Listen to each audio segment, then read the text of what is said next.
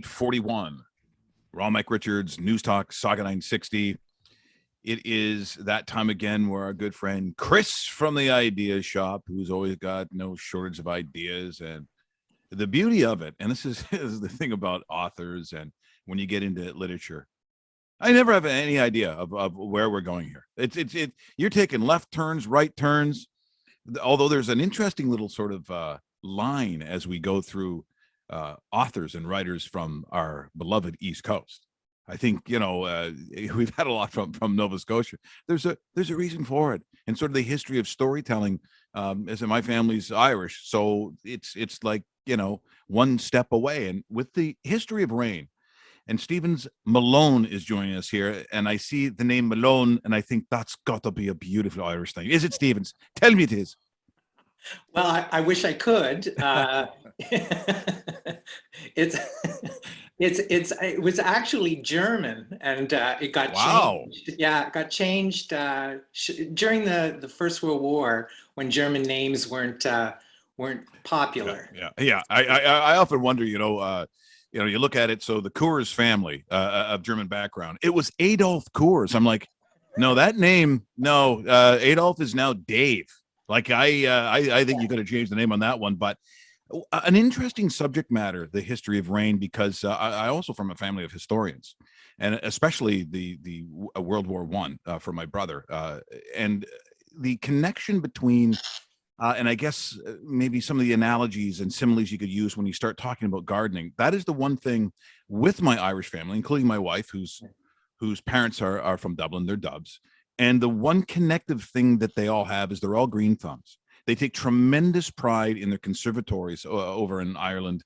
And then the small, they're not big gardens, but they're important gardens. And they have this tie in their life to what happens in their backyards with their hands, with the soil, with the different flowers and vegetables. There is this enormous, as I said, simile for what happens in our lives. And this book kind of has all of that tied into it, done in a beautiful way. And I see some of the reviews from it. I think you'd have to be pleased. I believe this is your 5th book. Yeah. But boy, oh boy, do you, I think you have to be pretty happy with how people have received this book so far. Yeah, well, it's a little surprising, actually. I mean, yeah, you don't expect it. Now, why do you say that? Why would you say you didn't expect it? Because people talk about you in a certain light, or is that just to be honest, the artist is always slightly, whether you're Mick Jagger or a painter, there's always that issue of security with your own work. Is that why you say that? Oh, totally. I mean, I started writing The History of Rain in 2009, so it's been a long haul. And when you're just, plunking away up in the attic writing the book, and you don't get any feedback, nobody's telling you, this is good, this is bad, kind of thing. So when it does actually go out into the world and people start going, hey, this is kind of nice, it's like, whoa, okay.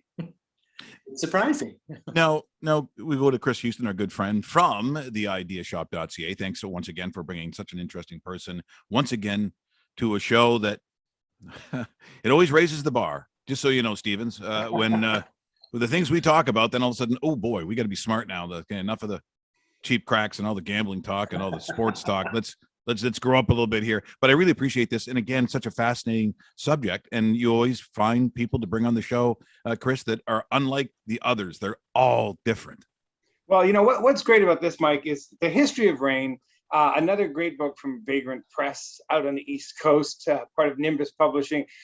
A friend of mine suggested I should take a look at this, and I normally shy away from books that are, historical and things. And Stephens will tell us that in his mind, even though this book starts, in 1915 in war-torn Europe and runs all the way to the 60s in Hollywood, it's not historical. It's not historical at all. He wanted to write something that he didn't feel he had to do a ton of research about, and wanted gardening at the center of it. And Stephens, if I could ask about, the gardening is so central to the character Rain. Rain is not the rain coming from the sky, but the actual main character of the book.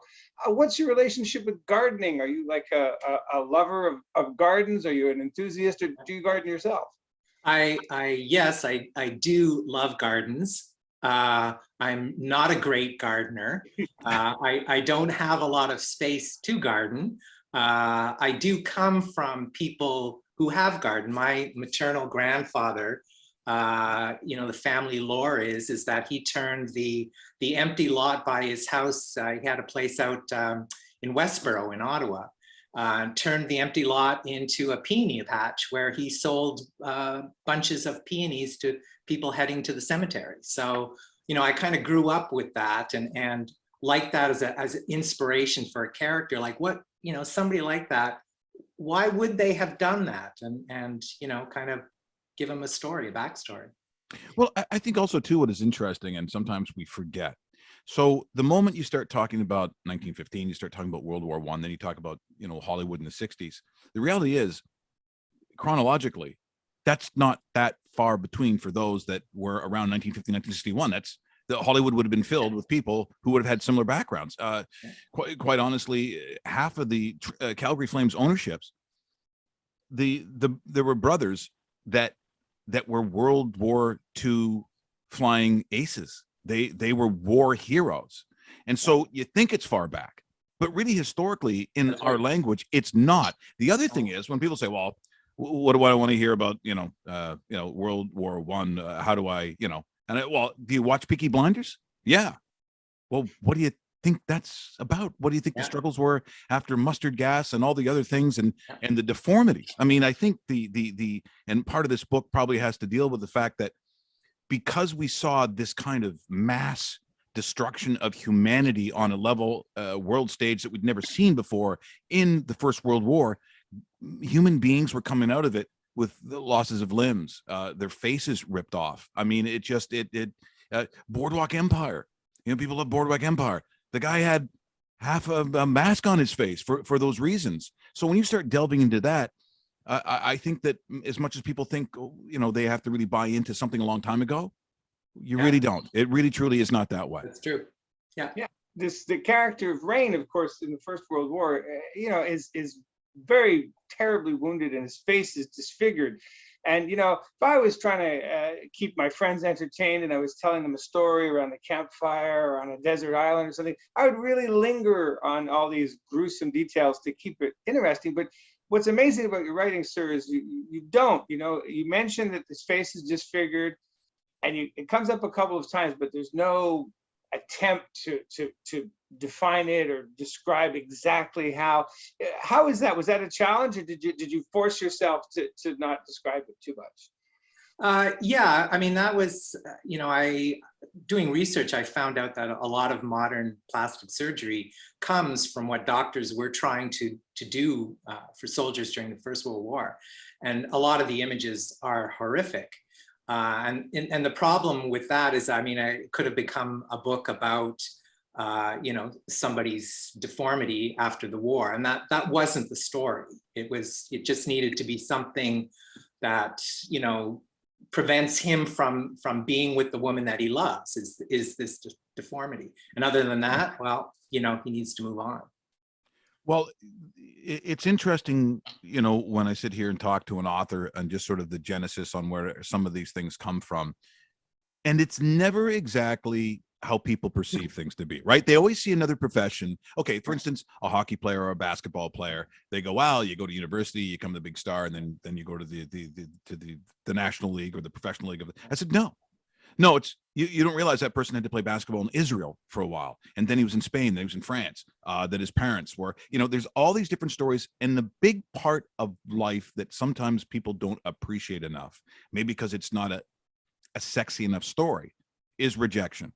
Yeah. It is moving beyond people telling you no. And people love to say no. People love to tell you that they have the power over what you do, your gifts, that you are not good enough. And so people, and I think this generation in particular, I'm talking about my son's generation, they don't hear the word no a lot. They are not really allowed to suffer the pain of rejection, because out of rejection comes subject matter like this, a product like that you have in your writing. And when I saw the story about the rejection letters, that is a part of your soul that you explain it. Is it a healing process when you write? What happens when you write?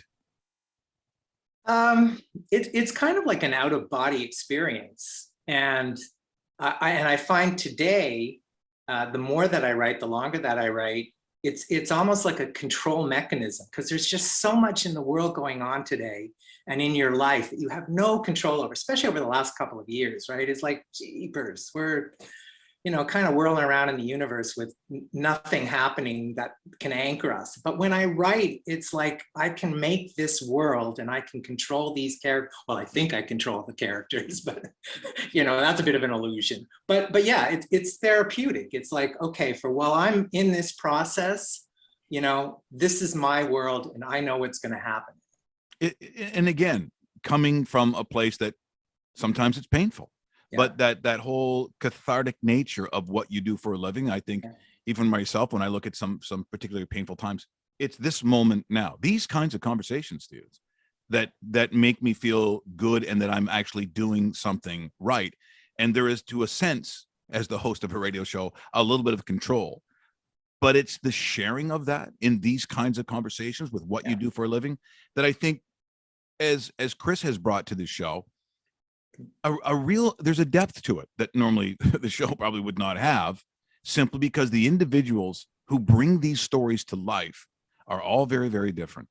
The stories there's not, this book doesn't compare to the next one. There's no line, there's no connective between them or the authors themselves, which is, as I would always go back to, it's like wine.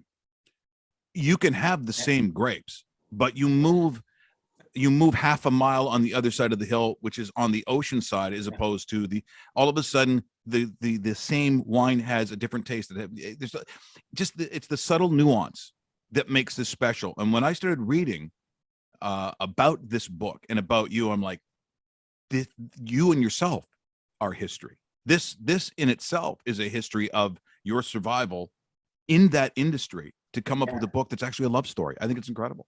Yeah. Well, thank you.